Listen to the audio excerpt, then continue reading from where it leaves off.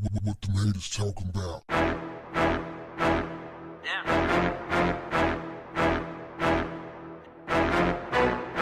Hey yo, bring the fire all summer long with the big three and your homeboy Ice Cube. Starting July 10th on CBS, Thriller, and Fight TV. That's right, every Saturday. Bring the fire with the big three, baby. Yay, yay. What's up, family?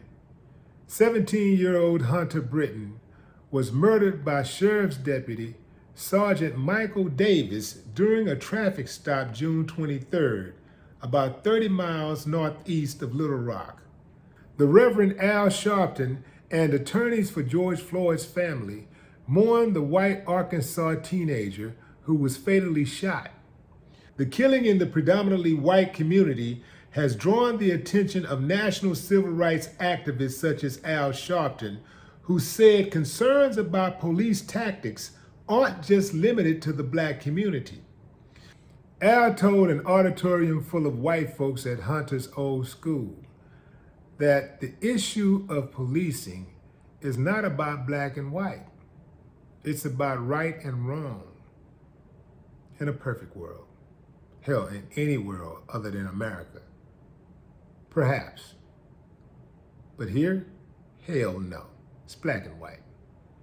All day, every day. Now, in this particular case, this is one of those that slip through the cracks. It slip through the cracks from time to time, right? And here's the deal, fam. Typically an unarmed white kid who is not charging at the police is not going to be murdered. Typically. But sometimes you have those cops and they'll kill anybody. And that's the thing. This is why we're here.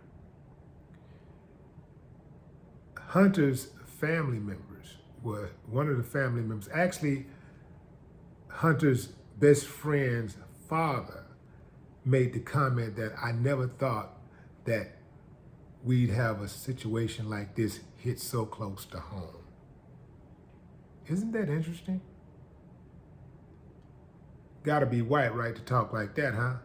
Because I don't know a black person who hasn't thought that that could happen to somebody in my family or one of my loved ones, a friend, a neighbor. I don't know any black people who haven't had those thoughts. That lets you know everything you need to know right there. And ain't that how it works? You never really care until it hits close to home. And that's all black people been saying all the while. Sooner or later, these cops have become so emboldened with killing folks. Sooner or later, they're bound to start killing some of y'all. It's just a matter of time.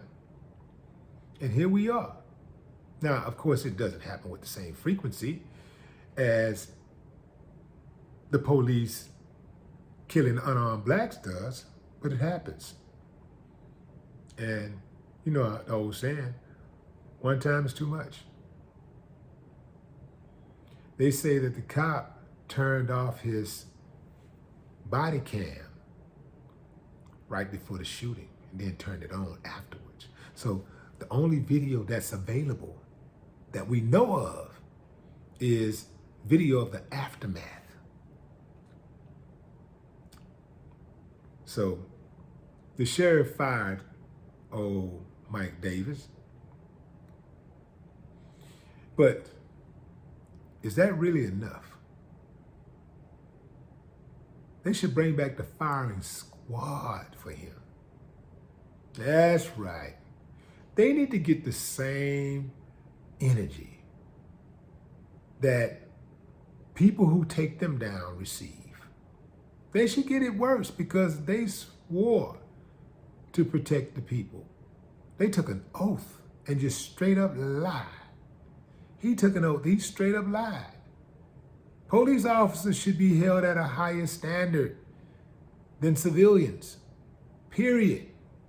You're trained to use the gun. You're trained in conflict resolution. You're trained to protect the people. And you betray them every single day. Even if you don't do something directly, you know somebody who does.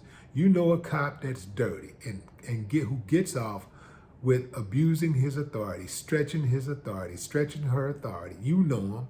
If it ain't you, you know the one that you roll with. You hear him talk. You know who's dirty. You see them, but you won't say anything. Now, what is it? You're either a coward or you're just evil. Maybe you're both. That's right. I'm going to call you straight out until you get up and get out and do something about it. You can't be saying that you love the people or you here to protect the people and you're different and you're good and you see what's happening and you ain't saying nothing about it. No, you ain't no better than the one who actually takes part in it. That's right. In fact, when you watch, just like in the situation where these guys who was involved in a home invasion, they sat back and watched the dude pull out the gun, and then the 12-year-old kid shot him. Well, that guy had 2 accomplices, and guess what? They got charged with accessory. One got charged with accessory after the fact, and one got charged with being an accomplice, even though he was not involved in the shooting. Cops should get the same kind of punishment. If you're with a cop or you're on the scene and a cop shoots a civilian, illegally shoots a civilian, your ass need to get it too. Whatever that punishment he gets, you should get the same punishment. That's how you break all that up. That's how you can break that up. Al Sharpton. What y'all think about that, fam? What y'all think about Al Sharpton preaching the eulogy of this white kid? It really trips me out to see him preaching the eulogy of the black kids who get killed because he don't know them. I always thought that, like, if you're gonna preach somebody's eulogy, you should know that person personally.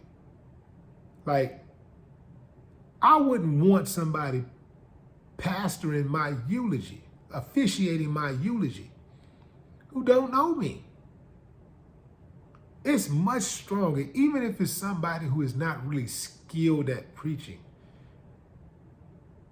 It sounds so much better when it's somebody who know you, who can give it that personal, customized touch that only someone who has intimate knowledge of who you are can give. But maybe that's just me. Drop a comment and let me know what you think, fam. No more talk.